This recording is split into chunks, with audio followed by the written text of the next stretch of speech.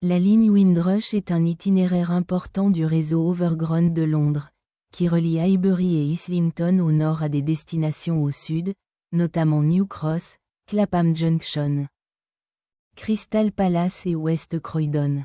Cette ligne traverse des zones historiquement importantes pour la génération Windrush, telles que Dalston et New Cross, où de nombreux immigrants des Caraïbes se sont installés après la Seconde Guerre mondiale.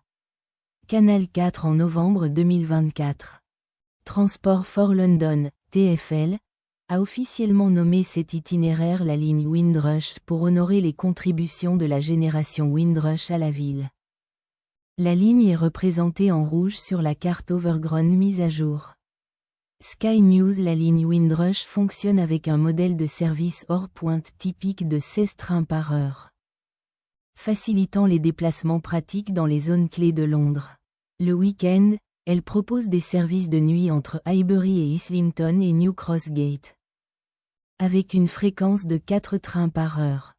WIKIPEDI à l'initiative de changement de nom fait partie d'un effort plus large de TfL pour attribuer des noms et des couleurs uniques à chacune des 6 lignes Overground, améliorant la facilité de navigation pour les passagers et reflétant le patrimoine culturel diversifié de Londres.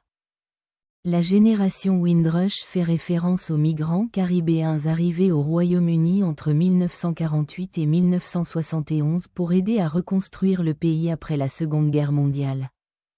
Nommé d'après le navire HMT Empire Windrush, qui a amené le premier groupe de 492 migrants caribéens au quai de Tilbury, dans l'Essex, le 22 juin 1948.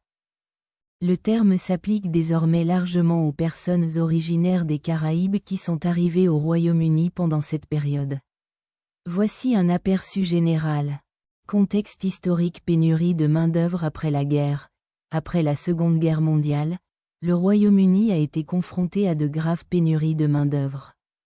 Pour y remédier, le gouvernement a encouragé l'immigration en provenance des pays du Commonwealth, y compris des Caraïbes.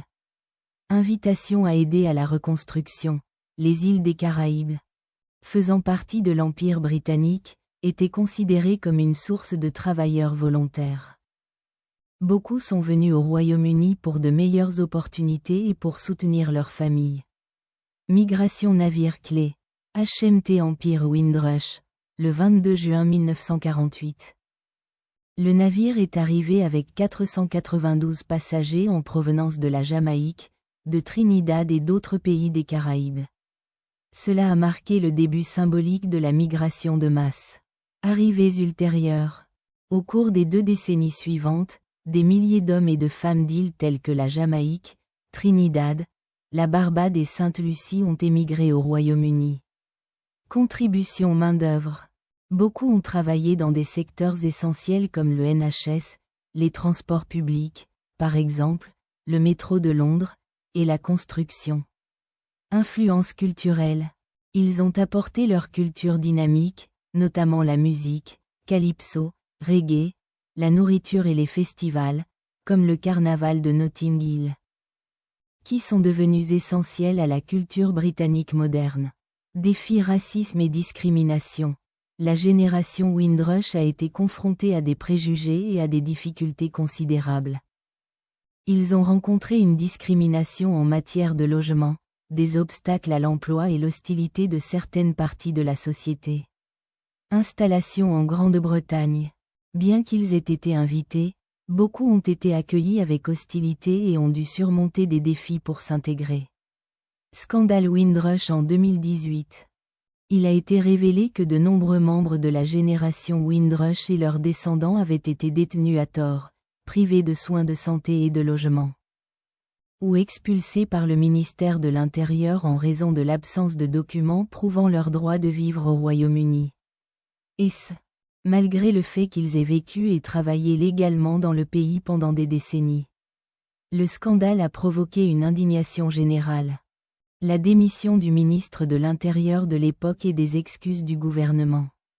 Des systèmes d'indemnisation ont été mis en place, bien qu'ils aient été critiqués pour les retards. Héritage. Reconnaissance nationale. La génération Windrush est désormais célébrée pour ses contributions à la société britannique. Le Windrush Day est commémoré chaque année le 22 juin pour honorer son héritage. Identité culturelle, son influence est profondément ancrée dans la vie britannique. De la musique et de la cuisine à la politique et à la littérature, symbolisant la résilience et la diversité. L'histoire de la génération Windrush est un puissant rappel des luttes et des réalisations des communautés de migrants qui ont façonné la Grande-Bretagne moderne.